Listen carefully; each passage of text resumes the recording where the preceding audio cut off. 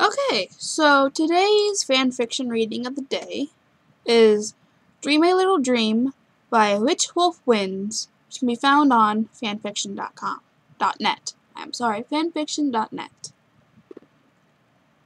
Okay, disclaimer. Supernatural belongs to Eric I can't say his last name. Eric Kripke Enterprises, Wonderland, Sound and Vision, and Warner Brother Television. This is in no way mine. These are their toys, and I am simply playing with them. And this is just me reading it to you. There were golden leaves spiraling down from the trees towards Dean. He lay on the grass, watching as the leaves vanished out of thin air.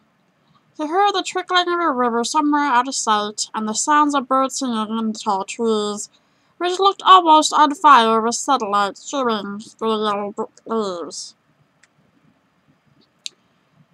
He rolled over onto his knees, and suddenly Cass was beneath him, surrounded by the bright green grass. His bright blue eyes were smiling up at Dean, happy crinkles Dean rarely saw in the corners. Dean leaned down to kiss them, and found himself looking up at dark green leaves slowly drifting down.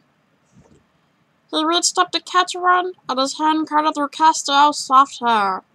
It felt like silk. Dean wrapped his arms around Cass and rolled on top of him, only to find himself kneeling in a pile of brown yellowing leaves that were curling up at the edges.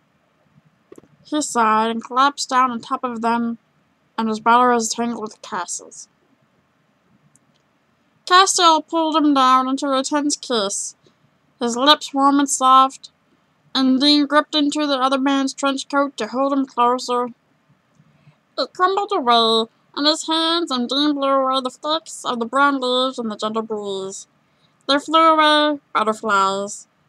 He gasped as hands wrapped around him from behind, one slipping underneath his shirt, and one running up his back, and the other reaching around to his throbbing cock, gripping him through his jeans. Dean moaned and pressed into the warm, familiar hand. He turned around and was met by yellow, green, and brown leaves falling from the trees surrounding him. He reached out to catch the falling gold leaf, and suddenly Cass was gripping his hand and pulling him out of a pile of red leaves with spots of flaky brown. Castiel pulled him up into a kiss. Dean turned around to push him against the rough bark of a tree. Castiel parted his lips for him, and their tongues battled together. Castiel parted his lips for him. And their tongues tangled together, fighting for dominance in the slow slide. Dean allowed Cass to take over so he could focus on shedding him of his trench coat. He peeled it off of Cass's shoulders, and the coat came apart at his hands. The crumpled brown pieces fell to the ground to rest on the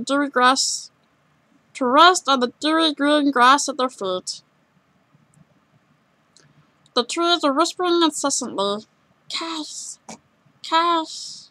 It echoed in his ears like his name from Cass's mouth as he moaned it, his lips brushing the outer shell of his ear, and he held Dean close. The angel was clutching at Dean like he was trying to keep from drowning, gasping in Dean's tongue like it was his air. The birds sang louder, Cass moaned higher, and the ground together faster.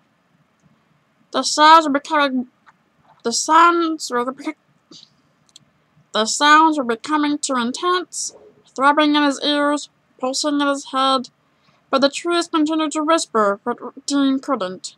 Cass's name hissed through the leaves, and Dean pulled back, struggled to say it, to tell him to stay, but the name wouldn't escape his lips. And that's when he saw Castiel's eyes weren't the usual blue.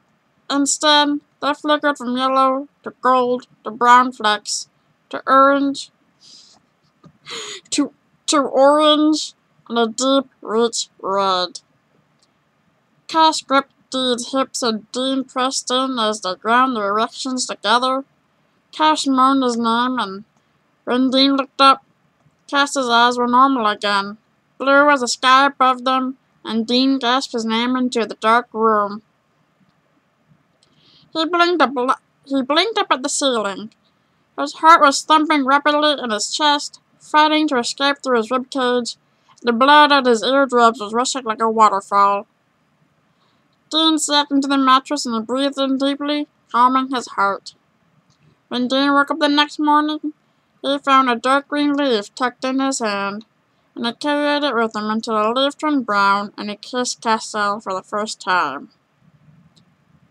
Okay, so hope you enjoyed that. My first fanfiction reading of the day, and I hope to have many more.